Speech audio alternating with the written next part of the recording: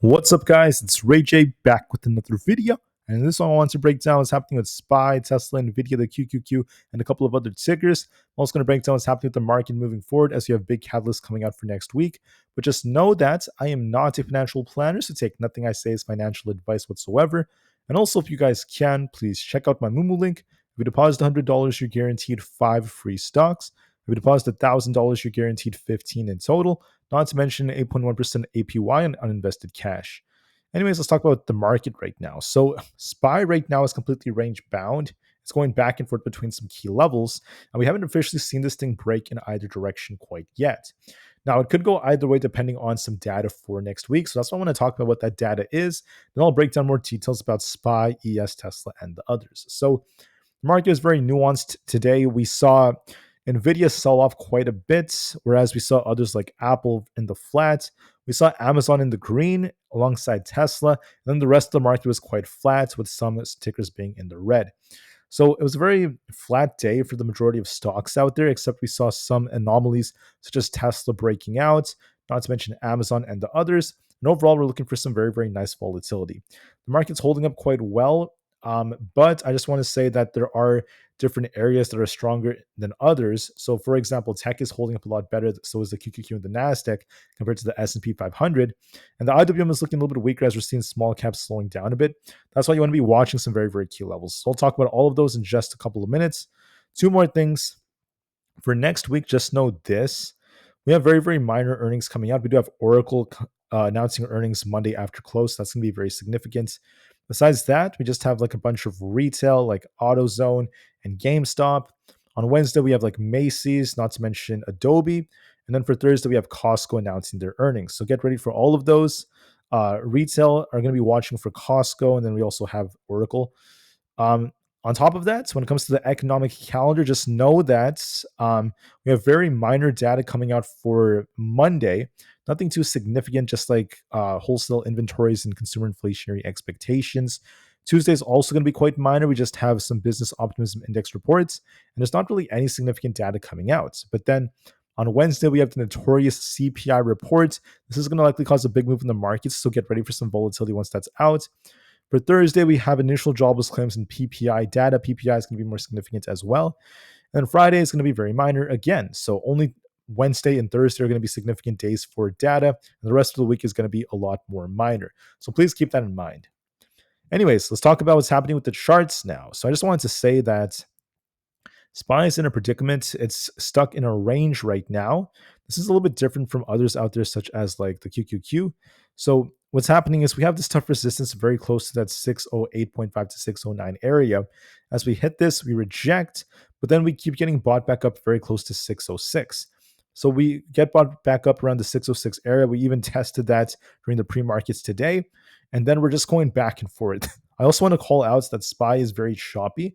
So chop is happening because of the fact that there is, there's just not really a whole lot of an imbalance in terms of the price action, the flow.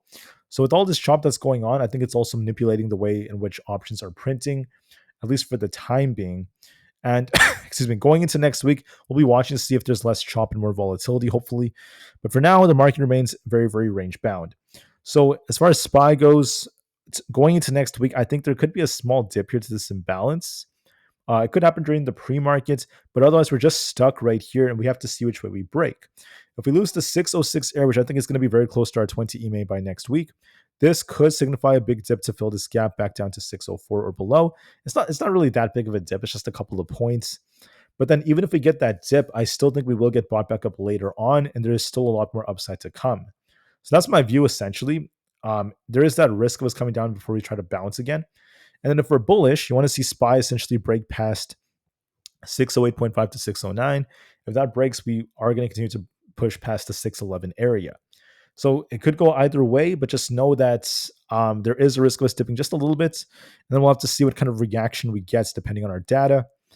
For ES, it's the same setup essentially. We tried to push up higher, but we're just range bound.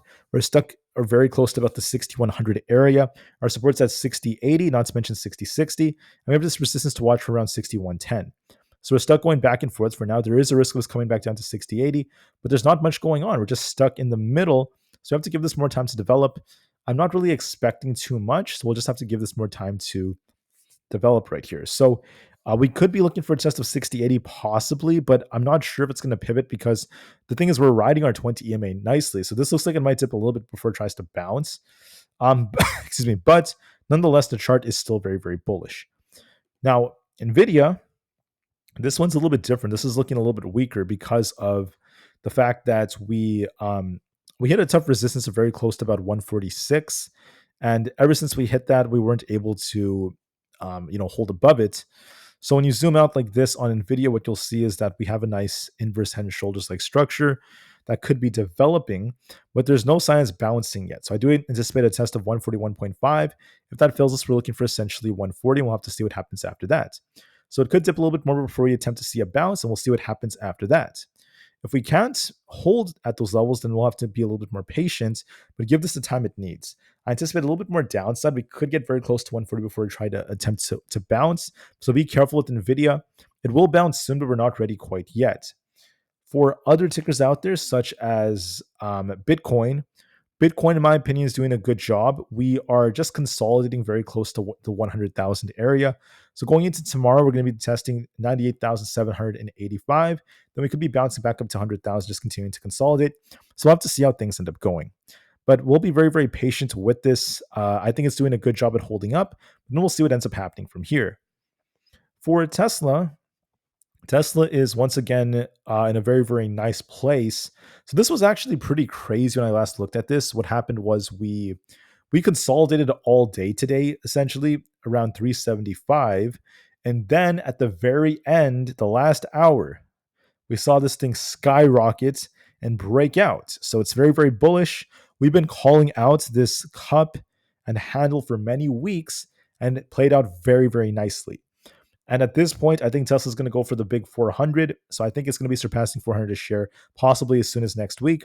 It looks very, very strong, very, very bullish. I can't wait to see what else Tesla has to offer. Just know this, we had some very, very bullish ratings from different analysts.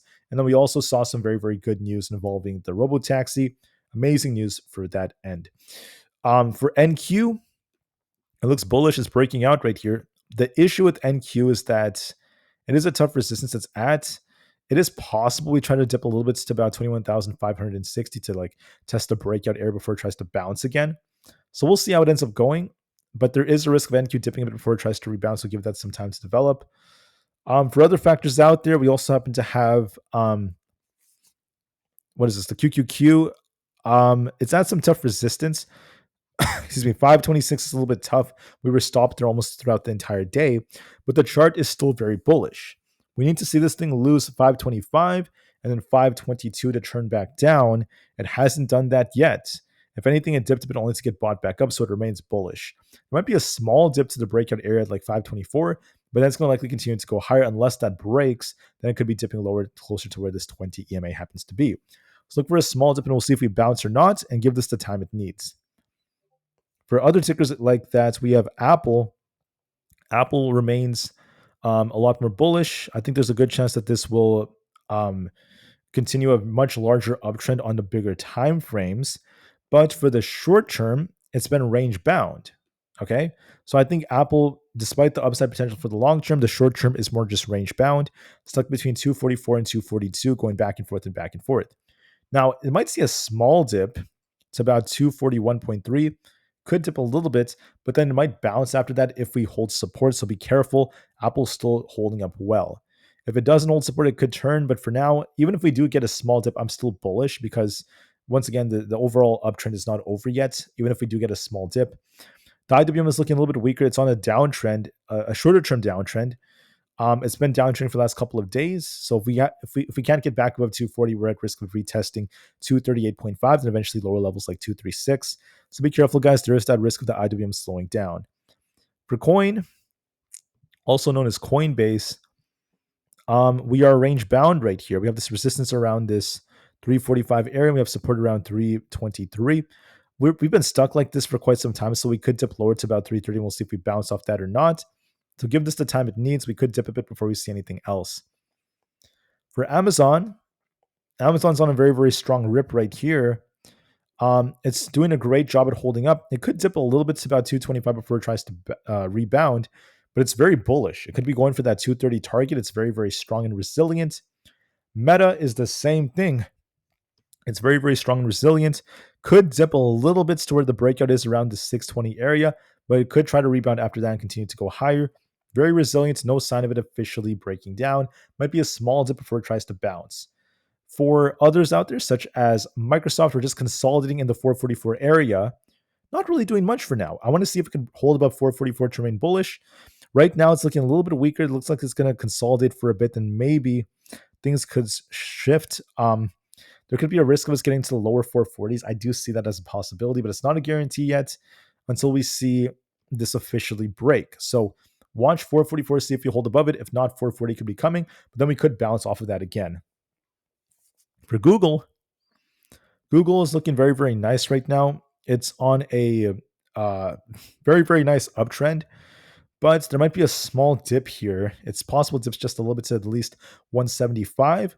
If that doesn't hold, we're going to retest our 20 EMA around 174.42. So look for a small dip and we'll hope we get a bounce from here, if anything else. Anyways, that is it for my video. The market is still very resilient. It could slow down a little bit, but as of right now, every time we slow down, we just get bought back up. So we're still very bullish. Don't forget, we have CPI on Wednesday, but the market's still in a nice uptrend. So watch this range on SPY, and keep in mind, guys, the S&P 500 and SPY are a little bit weaker than others, such as like the QQQ and tech. So tech and the QQQ are stronger for now, and we'll see what the market does going into next week. Don't forget about CPI. It's going to be on Wednesday. And until then, I thank you all so much for listening. Enjoy your weekend. I'll make this video a little bit shorter because of the weekend. I'll see you guys very soon tomorrow. Thank you and peace out.